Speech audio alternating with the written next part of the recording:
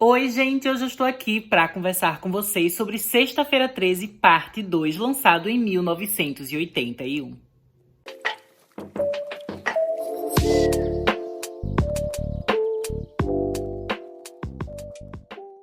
Dessa vez, né, gente, o filme é dirigido pelo Steve Miner e eu vou falar sobre ele hoje, né? Eu sei que já faz um tempinho que eu lancei o vídeo falando sobre o primeiro filme, mas acontece, né, que teve o lançamento do novo filme da franquia A Morte do Demônio, né, Evil Dead, então eu acabei, por causa disso, né, tendo que focar nos vídeos daquela franquia, mas agora estarei voltando, né, então hoje eu vou assistir Sexta-feira 13, parte 2, que é um filme que eu lembro que eu acho bastante legal, né, assim, não é uma das sequências que eu não gosto, né, mais pra frente que tem os filmes de Sexta-feira 13 que eu não gosto, mas os primeiros eu acabo gostando, e esse segundo aqui, eu tenho memórias muito legais, muito positivas, né, então eu acho que eu vou curtir bastante rever esse filme, mas, né, sem mais enrolação, deixa eu ir logo assistir, quando o filme terminar eu volto aqui pra conversar com vocês, né, sobre o que foi que eu achei.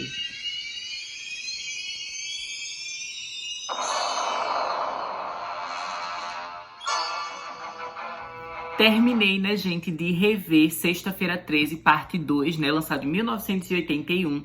E eu devo dizer, né, gente, que esse filme, de fato, ele é bem divertido, né? Ele é uma sequência que é bem legal, né? Uma boa continuação pro primeiro filme. Apesar de que ele tem uma forçadinha ali em algumas coisas, né? Porque a gente vê que o primeiro filme, de fato, ele não foi criado já com a ideia de ser uma grande franquia, né? Então o primeiro filme, ele é realmente, assim, bastante individual, ele não deixa muitas pontas soltas, né? E aqui a gente vê o Jason sendo o assassino, né? Que é algo que no primeiro filme, basicamente, tinha sido estabelecido que ele havia morrido quando ele era criança, né? Então eles dão uma forçadinha pra trazer o Jason aqui de volta, né? Eles falam que existe essa lenda de que, na verdade, o Jason sobreviveu e ele ficou lá na floresta, crescendo até virar um homem adulto. E aí, depois que aconteceu tudo o que tem no primeiro filme, né, que acaba que a mãe dele é assassinada pela Alice, né, que ela é a final girl do primeiro filme, ela arranca, né, a cabeça da Pamela Voorhees, e aí o Jason, que estaria ali perambulando pela floresta, ele veria sua mãe morrendo, e isso ia despertar nele, né, esse desejo, assim, de vingança, essa agressividade, esse ódio, e aí ele ia passar a ser o assassino, né. Eles contam essa história, que eles falam dessa lenda do Jason, mas assim, não faz muito sentido com aquilo que a gente aprende lá no primeiro filme, né? De fato, tudo dá a entender que o Jason morreu, né? E como assim ele estaria vivo, perambulando pela floresta e a mãe dele não teria notado, né? Ou então a mãe dele notou, mas então por que ela tava matando o pessoal, né? Eu entendo que ela era louca, mas tipo, ela agia como se ele de fato tivesse morto. Então fica uma coisa assim, não faz muito sentido.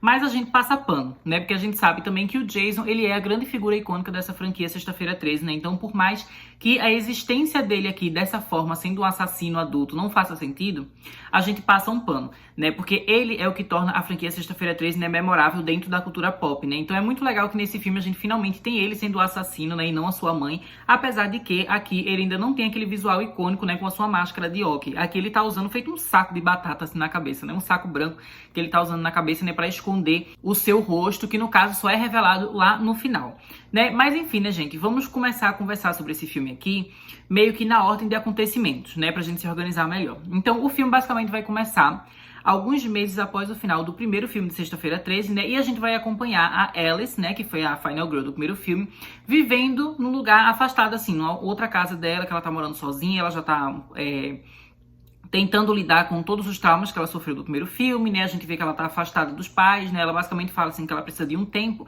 pra conseguir reconstruir sua vida depois de tudo que aconteceu, né? Então ela tá muito transtornada. O filme, inclusive, começa com ela meio que dormindo, assim, tendo pesadelos que são basicamente, assim, lembranças de tudo que aconteceu no primeiro filme. Então eles fazem toda uma recapitulação, né? Eles fazem um flashback super longo e até meio desnecessário também, que tem tipo uns 6, quase 7 minutos só com cenas do filme original sendo relembradas, né? Então eles mostram todo o momento, né, dela descobrindo que a Pamela era assassina, dela vendo seus amigos mortos, dela lutando contra a Pamela, arrancando a cabeça da Pamela. Basicamente tudo isso é relembrado, né? Eu acho que eles fizeram isso para que o filme fizesse bastante sucesso na bilheteria, nesse segundo filme, mesmo para o pessoal que não tinha visto o primeiro filme e assistir esse segundo no cinema, né? Por isso que eles fazem essa explicação, para que qualquer pessoa consiga ver esse filme aqui direto sem ter visto o primeiro e ainda assim entender, né? Então, pensando por esse lado, eu entendo essa decisão que eles fizeram, né, de ter todo esse flashback, né, toda essa memória do que aconteceu no primeiro filme.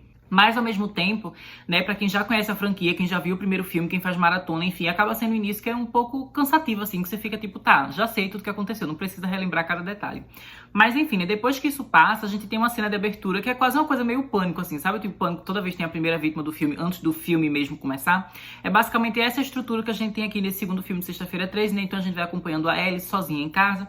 a gente vê que ela tá super assustada, né? É uma cena que tem um suspense muito bem construído, né? Que você vai percebendo que tem alguém ali com ela, tem alguma coisa estranha na casa, mas ela vai vivendo ali, né? Então ela liga pra mãe, ela toma um banho, ela tem um gato na casa dela, né? Então fica basicamente estabelecendo o ambiente em que ela vive, né? E tudo calmamente ali enquanto ela tá meio nervosa, e de repente, quando ela abre a geladeira, tá lá a cabeça da Pamela. E nesse momento também, né, ela acaba sendo pega de surpresa com uma pessoa que surge atrás dela e acaba matando ela. Ele não mostra quem é a pessoa, mas a gente sabe que é o Jason. Mas eu achei interessante que esse filme, né, na maior parte do tempo, né, no primeiro e segundo ato inteiro, eles não ficam mostrando o Jason que tá matando as pessoas. Eles fazem aquela mesma perspectiva da câmera que eles usam lá no primeiro filme. Então, às vezes, a câmera parece seguir o olhar do assassino, então a gente vê as coisas exatamente como o assassino tá vendo. E outras vezes a gente tem aquele mesmo olhar como se a gente fosse observador, né, um voyeur que tá ali assistindo o que tá acontecendo com os outros, e a gente sabe que tem alguém observando eles, mas a gente não vê quem é essa pessoa, né? Então eles meio que tentam também fazer aquele clima de mistério que havia no primeiro filme. E depois que a gente tem a morte da Alice, né, gente? Que assim, é uma pena que ela tenha morrido, porque eu gostava muito dela como Final Girl lá no primeiro filme, né? Eu acho que ela tinha potencial pra aparecer nas sequências. Mas no vídeo anterior eu já falei pra vocês, né, gente, que a atriz começou a ser perseguida na sua vida, né, real, fora dos filmes, né? Um stalker obcecado pelo filme, ficou super obcecado por ela, perseguindo ela, indo atrás dela. Então ela não quis ficar participando muito, né? Ela aceitou participar desse iniciozinho aqui, desse prólogo do filme, mas depois ela não queria continuar sendo protagonista, né? Por isso que eles mataram a personagem dela. Então a gente vai ver, né, que vai se passar 5 anos depois dessa morte dela, e aí vai estar abrindo, né, um novo acampamento lá naquela região, né, do lago Crystal Lake. Mas esse acampamento não é o mesmo acampamento que a gente vê nos outros filmes, né? Na verdade, eles dizem que é o acampamento do outro lado desse lago, né? Então, eles estão abrindo uma coisa nova. E a parte do outro lado, né, que era o verdadeiro Crystal Lake lá dos outros filmes, tá tudo interditado, então não é pra ninguém ficar lá. Então, a gente tem basicamente uma nova pessoa, né, meio que sendo o dono, assim, o chefão desse novo acampamento que tá abrindo, né, que o nome dele é Paul. E ele tem uma assistente, né, que se chama Jeannie, que ela vai ser a grande, assim, protagonista Final Girl desse filme. E aí estão chegando, né, vários adolescentes, vários jovens, que vão ser os instrutores. Basicamente aquela mesma dinâmica assim que a gente tinha lá no primeiro filme, mas agora um pouco mais grandioso, né? Acho também com um orçamento um pouco maior, porque a gente vê que esse acampamento é bem mais bonito, assim, né? O set, assim, a locação, as casinhas que tem, né? As cabanazinhas do acampamento, elas são bem mais bonitas, né? Os cenários, assim, as casas, os andares, né? Os quartos, as decorações também são muito mais bem feitas do que o do primeiro filme. Então, tudo isso, né? Dá pra gente ter a impressão de que esse filme aqui, ele teve um orçamento um pouco maior, né? E também tem muitos mais personagens, porque eu acho que lá no primeiro filme a gente tinha, sei lá, uns 6 jovens, 7, alguma coisa assim. Aqui deve ter bem uns 15, né? Nem todos eles têm muita relevância, né? São poucos que, de fato, eles vão aparecer mais no filme, mas a gente vê que é um grupo bem grande ali de jovens, né, que vão trabalhar nesse acampamento. E aí, uma coisa que é interessante comentar, né, gente, é que esse filme aqui, eles mudam o diretor, né? Então não é o mesmo diretor que fez lá o primeiro filme. E uma coisa que eu já devo dizer que eu senti a diferença, né, foi a forma como ele trata aqui as personagens femininas. Porque eu falei que lá no primeiro filme, apesar da gente ter aquela questão da sensualidade, da sexualidade, né, dos adolescentes e ter os casaizinhos, enfim, eu achava que o filme, ele tratava as mulheres e os homens de uma forma assim, que era bastante igual, bastante equilibrada, né? As mulheres, elas não pareciam sexualizadas. E a cena de sexo que a gente tem lá no primeiro filme, eu falei pra vocês que eu achei que trabalhou muito bem a personagem da mulher, né? Que não ficava simplesmente expondo o corpo dela. Mas aqui nesse segundo filme, né? Eles meio que tomam um outro caminho mais misógino, assim, né? Aquela coisa mais tradicional, machista e não tão legal, né? Então a gente vê que a câmera aqui, ela tem muito mais aquele male gaze, né? Que é como se fosse aquela observação, aquela visão masculina do corpo da mulher, né? Então toda a forma como o corpo da mulher aparece, assim, nas cenas, é um pouco mais sexualizada, é um pouco mais objetificada, então a gente já vê que tem mais momentos que a câmera foca, assim, tipo, na bunda da personagem, né, e quando ela tá andando, eles ficam mostrando, assim, ela de costas, né, com foco no movimento da perna e da bunda dela quando ela tá andando. Também tem mais momentos aqui em que a gente vê as mulheres, né, trocando de roupa ou simplesmente tirando a roupa. Então fica um close, assim, né, ela abrindo a camisa pra mostrar ela que tá com sutiã. Ou então tem uma hora que uma personagem, ela vai trocar de calcinha, e aí a câmera vai seguindo, assim, a calcinha descendo pelas pernas dela, né, e depois a calcinha nova que ela vai botar, né. Então eles fazem essa coisa, assim, bastante exagerada em relação ao corpo da mulher. Mas em relação aos homens, você vê que não tem muito disso. Porque eu até acharia de boas eles fazerem esse zoom, assim, na bunda da mulher, a câmera concentrada assim, se eles também fizessem a mesma coisa com os homens, sabe? Se todo mundo fosse sexualizado igual aqui no filme. Porque daria até aquela sensação, assim, de que jovens, com muito tesão, com não sei o que, todo mundo quer se pegar. Eu entenderia se eles trabalhassem todo mundo dessa forma, né? Todo mundo com com essa visão, assim, com essa perspectiva mais sensual. Mas aqui ele só faz isso com as mulheres, né? O que me revolta, inclusive, porque aqui tem muito homem bonito nesse filme. Então, se eles quisessem fazer cena de homem sensualizando, tem muito homem bonito aqui, gente. No primeiro já tinha, mas nesse aqui, o elenco, assim, tem cada homem, sabe? Tem loiro, tem moreno, tem tudo que você quiser, tem aqui no filme. Quer dizer, nem tudo que você quiser, né? Só tem branco. Mas pelo menos os cabelos mudam assim de um pro outro. Então tem o mais nerdinho, tem o que é mais fortão, tem o que tem cara de galã. Tem vários homens bonitos aqui. Eu gostaria que eles tivessem sexualizado esses homens, que eles tivessem... talvez sexualizado não seja a palavra correta, mas eu gostaria que ele tivesse trabalhado esses personagens masculinos de uma forma sensual também. Mas como ele não faz isso, ele faz isso apenas com as mulheres, acaba soando desbalanceado. Então você vê que tem um machismo ali, sabe? Não fica uma sensualidade que você sente que ela é genuína, sabe? Ela tem mais uma cara de exploração. Inclusive tem uma cena, gente, que é super aleatória, que a gente tem uma menina aqui que ela levou, acho que o cachorrinho dela, né? E aí o cachorrinho acaba desaparecendo, né? A gente vê que o Jason matou o cachorrinho, aparece o cachorrinho morto. Inclusive é uma coisa que eu fiquei até triste vendo, né, gente? Lembrei do meu cachorro que tá lá no Brasil, Bruce. Não gostei, achei gatilho. Mas enfim, eles mostram o cachorrinho morto, mas ela não sabe que o cachorrinho dela morreu, né? Então ela tem uma hora que tá de noite lá, ela tá sozinha no meio do acampamento e ela fica procurando, né, o cachorrinho. E aí no meio, minha gente, no escuro, sem ninguém, sabe? Várias pessoas do acampamento, inclusive, acabam saindo do acampamento para se divertir na cidade, né? Então só tá alguns jovens, né? Não tá todo mundo, o grupo inteiro no acampamento, mas tá alguns só. E ela vai sozinha no meio do mato, olhar, aí fica chamando o cachorro. Quando o cachorro não vem, ela, sabe de uma coisa? Vou ficar aqui no escuro sozinha, vou tirar minha roupa e vou nadar nua no lago. Ela começa a tirar a roupa dela. E aí mostra ela nua, obviamente, né? A câmera fica sempre mostrando, assim, a silhueta dela, do seio dela, né? Porque ela é branca, né? E aí fica a luz, obviamente, nela, né? Então o corpo dela, em contraste com a escuridão do ambiente, né? Fica bem em evidência, né? O formato do corpo dela, né? As curvas, enfim. Então eles fazem isso de uma forma bem sensual, né? Bem erótica, assim, ela tirando a roupa, indo nada nua. Mas você vê que é uma coisa, assim, que não tem necessidade, sabe? Não faz nenhum sentido dentro da história. Ela tá procurando a cadelinha que sumiu. E aí de nada, peraí, deixa eu nadar nua aqui no escuro sozinha, sabe? Num canto que a gente sabe que há 5 anos atrás teve uns jovens que morreram, foram assassinados, sabe? Não faz sentido ela tomar essa decisão. Mas é uma cena, uma desculpa do filme só pra, né, objetificar ela, só pra ela ficar ali sensualizando. E aí tem um menino também aqui no acampamento, né, que ele parece ser meio afim dela e ele é um galã, sabe? Ele é, assim, lindo. Lindo esse homem, mas ele é insuportável, porque a gente vê que ele fica assediando ela em vários momentos, né? Tem um momento assim que ele joga, tipo, uma pedrinha na bunda dela pra chamar a atenção dela, né? E nesse momento que ela tá nadando nua no lago, ele vai lá, né, pega todas as roupas dela e sai correndo, pra ela sair correndo atrás dele sem roupa, sabe, nua, pra pegar a roupa dela. Então, assim, é umas coisas que é bem desnecessária, bem exagerada, mas eu também não digo que estragou a experiência do filme pra mim, sabe? Eu ainda acho que o filme é legal, mas eu precisava comentar disso aqui, porque é interessante a gente ver a mudança, né, que um diretor traz dentro da obra, sabe? No primeiro filme, a gente tinha esses adolescentes, tinha uma dinâmica bem parecida dos jovens juntos, tinha casalzinho, tinha tudo, e a mulher não era sexualizada. E você vê esse outro aqui, esse diretor, cenas que não é necessário, a mulher tá lá sendo um objeto. Mas enfim, como eu tava dizendo pra vocês, né, nessa hora que essa menina tá lá no lago, sozinha, que ela vai nadar nua, um pessoal ali do acampamento, eles acabaram saindo, né, pra se divertir em outro canto.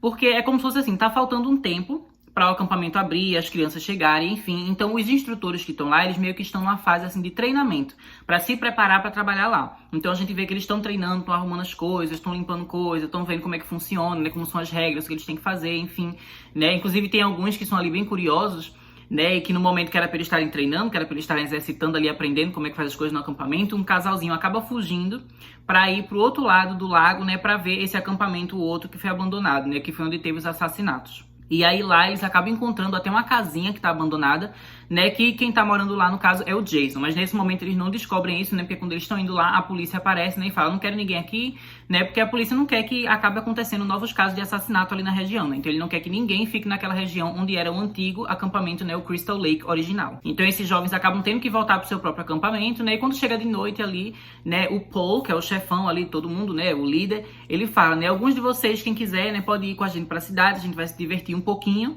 né, porque depois quando a gente voltar, tipo, amanhã vai ser o foco só no nosso preparo, né, pra dar tudo certo no acampamento. Então quem quiser sair, né, vamos agora, que eles têm 2 carros lá, então acaba saindo ele, sai a a Ginny e sai um outro pessoal, alguns jovens saem, né? Enquanto outros acabam ficando ali no acampamento. E aí tem a menina do lago, né? O galã que fica assediando ela. E aí tem o casalzinho, que é o que a gente mais vê, assim, desde o início do filme, né? Que eles são mais românticos, assim, que eles, inclusive, é o que tem a cena de sexo, né? Que todo filme de Sexta-feira 13 tem que ter pelo menos um casal que tem uma cena de sexo. Então, eles são que tem a cena deles aqui. Inclusive, essa cena, gente, eu achei ela diferente, assim, da do primeiro filme, né? Que a do primeiro filme, ela é mais sensual, é um pouco mais longa também, e parece ter um pouco mais de detalhes. Não chega a ser uma cena explícita, né? Porque não é um pornô, mas ainda assim, no primeiro filme, a gente vê um pouco mais da relação deles ali. Já nesse segundo filme, é tudo bem cortado, assim, bem rápido, né? Então a gente não vê muito detalhe da intimidade deles, mas acontece aqui, né, deles terem relações sexuais. E o outro casalzinho que a gente tem é um rapaz, né, e uma moça. Esse rapaz, inclusive, né, ele sofreu um acidente de moto, né, ele tá numa cadeira de rodas, né. Eu achei que foi legal, assim, ter uma representatividade PCD aqui no filme, né, de uma pessoa que tem uma deficiência, enfim, dele tá dentre esses jovens. Eu gostei, assim, que a gente não tem cenas fazendo piada dele, do fato dele tá de cadeira de rodas, né, que é uma coisa, assim, que você pensa, filme de adolescente, anos 80, pra ter uma piada dessa é bem fácil. Mas aí no filme eu não reparei eles terem feito nenhum comentário, assim, ridículo sobre essa questão dele tá, né, em cadeira de rodas, então achei isso que foi legal. Apesar de que eu acho que, muito provavelmente, o ator não era PCD de verdade, né? Ele provavelmente pegaram um ator aleatório e botaram em cadeira de rodas, porque isso é uma coisa que Hollywood faz muito, né? Eu não sei se vocês sabem, mas na maioria das vezes que a gente vê filme, né, que tem personagens que estão de cadeira de rodas, muitas vezes o ator, ele não é uma pessoa que tem uma deficiência, não é uma pessoa que usa cadeira de rodas, né? Isso é bem problemático, né? Inclusive as pessoas, né, pessoas com deficiência no geral, elas sempre lutam bastante para que tenha mais representatividade dentro e fora das telas, né? Porque não adianta os personagens terem deficiência se a pessoa, né, que tá fazendo o papel também não tem, porque eles acabam perdendo a oportunidade. Mas enfim, isso é uma problemática para outro vídeo, outra coisa, né, outro contexto. Mas eu achei interessante, achei que era importante pelo menos citar essa questão aqui, né, que tem esse personagem, tem uma menina lá que ela é meio apaixonadinha por ele. E aí começa aquela coisa básica, né, gente? Agora que os adultos saíram, tá só alguns jovens ali sozinhos, Jason começa a matar de um por um, né? Então ele vai matando, tem várias cenas que são legais aqui de morte, né? Eu acho assim que as cenas não são tão marcantes quanto a do primeiro filme. Eu acho que as cenas de morte do primeiro filme são mais legais. Mas aqui tem uns momentos interessantes também. Especialmente aquele, né, que ele usa feito uma lança, assim, que ele coloca no casal que tá na cama, né? O casalzinho que tava lá tendo relações sexuais, ele vai lá e mata os dois com a lança, né? Que atravessa o corpo dos dois. Eu achei que foi uma cena legal, mas também é uma cena, assim, que é muito rápida, né? Então meio que não dá pra você apreciar a violência em si, o ato de violência, né? Acaba sendo uma coisa que é muito rápida, né? Então a gente não consegue aproveitar com muitos detalhes. E depois que basicamente, né, a maioria desses jovens morreram, tem um momento que o Paul e a Ginny, eles vão voltar pro acampamento, né? E os outros jovens continuam lá na festa, então eles voltam sozinhos. E a Ginny, gente, ela é uma personagem que ela é interessante, porque em diversos momentos do filme, ela acaba demonstrando, assim, conversando sobre isso, né, falando que ela tem interesse, né, sobre psicologia infantil, né, e psicologia voltada para criança, né, para traumas infantis e ensinar crianças, enfim. Então ela às vezes fica conversando sobre essa lenda do Jason, né? Ela fala, deve ser muito estranho se o Jason realmente estiver vivo, porque ele não teve um desenvolvimento normal, sabe? Ele não conviveu com outras crianças, não foi pra escola, porque todo mundo pensava que ele tinha morrido novinho e na verdade ele tava perdido na floresta, assim, vivendo ali. Então ele não teve muita interação humana, né? Ele deve estar muito traumatizado com essa morte da mãe dele, né? Ele pode ter visto a mãe dele morrendo, ele pode ter essa vontade, assim, de se vingar, de ter muito ódio, né? Porque é o primeiro momento que ele, de fato, viu a morte, lidou com a morte, né, de uma pessoa que ele amava simplesmente deixar de existir. Então ela fica conversando sobre isso em alguns momentos e os personagens meio que não levam a sério, né? Falam, não, esse de Jason é uma lenda, sabe? Não liga pra isso. Mas ela vai mostrando uma certa sensibilidade sobre esse tema, né? Sobre esse assunto. E isso vai ser muito importante, né, mais pra frente no filme, porque quando ela chega lá no acampamento, né, que ela percebe que o pessoal tá morto, não sei o que, ela e o Paul vão ali meio que tentar resolver a questão, o Jason aparece e começa a atacar eles, né? E aí, quando o Jason começa a atacar eles, tem um momento que ela e o Paul acabam se separando, né, ela tá sozinha, e aí ela acaba correndo pela floresta e encontra aquela casa abandonada, né, do outro lado do lago, onde o Jason estava morando. E quando ela chega lá, ela vê que o Jason, ele guardou a cabeça da mãe, a cabeça decepada da mãe tá ali numa mesa, né, junto com a roupa da mãe, como se fosse um santuário ali pra ela, né, com várias velas acesas. E aí, como ela tem essa sensibilidade nessa coisa da psicologia infantil, quando o Jason tá se aproximando pra atacar ela, né, pra matar ela acaba meio que criando um plano, uma forma, assim, de meio que manipular o Jason e conseguir fazer ele se acalmar um pouco e não atacar ela. Então ela pega a roupa da Pamela, né, ela veste a roupa da Pamela e começa a falar com o Jason como se ela fosse a mãe dele, né, fala, Jason, né, se acalme, né, fique quietinho, não sei o que, se comporte, seja um bom garoto, aquela coisa, né, como se ela fosse a mãe dele. E aí o Jason começa a meio que alucinar ali e enxergar a própria mãe no lugar dela, né? Inclusive é legal que a atriz, a Betsy Palmer, né, que fez o papel da Pamela lá no primeiro filme, ela retorna aqui nesse filme, né, pra fazer essa ceninha bem curtinha, que basicamente é ela falando assim e o Jason alucinando, né, confundindo a Jeannie com a sua própria mãe. E o plano dela, né, até que funciona por um tempo, mas aí ela acaba se movendo um pouco, ela vai pegar um facão, né, pra matar ele. E aí quando ela se mexe um pouco, ele acaba vendo, né, a cabeça da mãe na mesa atrás dela. Então ele percebe, não, como é que tem duas cabeças dela, que ela não voltou à vida. Ela continua morta e tá ali, isso aqui é uma pessoa fingindo. Então o Jason fica com ódio, começa a tentar atacar ela, né. Aí o Paul aparece, ela dá uma facada no Jason, né. E aí tem um momento que é bem parecido com o final lá do primeiro filme, que basicamente, né, dá a entender assim que o Jason meio que morreu. A gente sabe que ele não morreu, mas meio que no filme dá a entender, tipo, ele foi derrotado aqui e a gente tá livre.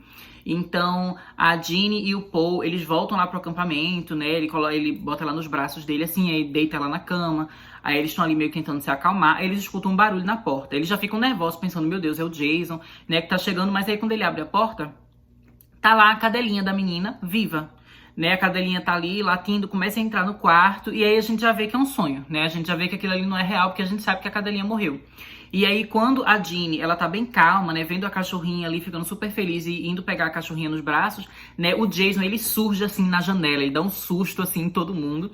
E aí ele aparece dessa vez sem a máscara, né, e sem o pano que ele tava usando na cara, né? Então o rosto dele tá todo deformado, ali a gente vê que ele tem cabelo também, que é uma coisa que é polêmica. Eu descobri que alguns fãs do Jason, assim, fãs mais fervorosos, odeiam o fato de que ele aparece com cabelo no final do segundo filme, porque eles dizem que não faz sentido, porque ele era careca no primeiro filme. E em todos os outros o Jason também aparece sendo careca, né? Esse aqui parece que é o único que ele aparece com cabelo. E aí os fãs, né, mais ferrenhos, assim, mais fanáticos, odeiam isso. Eu acho engraçado, porque eu acho uma besteira ele ter cabelo ou não, né? Mas enfim, ele tá lá com o rosto dele deformado, dá um susto nela, né? Pega ela e aí dá um branco, assim, na tela, né? E a gente vê ela acordando. Basicamente aquilo foi um sonho, né? E quando ela acorda, ela tá sendo colocada numa ambulância, né? A polícia tá lá, né? O pessoal do hospital tá lá, né? O médico, enfim, tá todo mundo resolvendo, mas parece que só tem ela viva, o Paul não tá lá. Aí a gente fica com a dúvida, assim, né? Quando foi que o Paul morreu? Porque o Paul, ele aparece, né, pra ver ela no fim, quando ela tá atacando o Jason. E eu não acho que ela tava sonhando já naquele momento, né? Ela basicamente sonhou quando ela tava na casa. E aí, o Paul tava com ela na casa, antes dela dormir, provavelmente. Então, quando foi que o Paul morreu? Não entendi, mas enfim, o Paul não tá lá, basicamente tá ela sozinha, né? Foi pra ambulância. E assim termina o filme, né? Eles mostram uma última ceninha, né? Só da cabeça da Pamela lá, abandonada, né, naquela casinha que tem no meio do mato, né? No meio da parte que fica o outro acampamento. Eles dão um close ali na cabeça dela e o filme termina.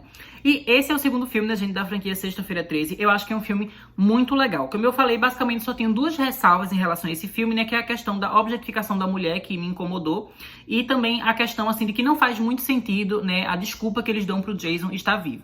Mas apesar dessas duas coisinhas, né, eu acho que ainda é um filme legal. Ainda é um filme muito divertido, né, gente? E a franquia Sexta-feira 13 é legal, apesar de ter alguns filmes que são ruins. Mas, enfim, né, tô me divertindo fazendo esses vídeos aqui, né, e pretendo continuar falando de todas as outras sequências. Então, em breve, eu volto aqui no canal pra falar com vocês, né, sobre Sexta-feira 13, parte 3. E é isso, né, gente? Vou deixar vocês por aqui. Até mais!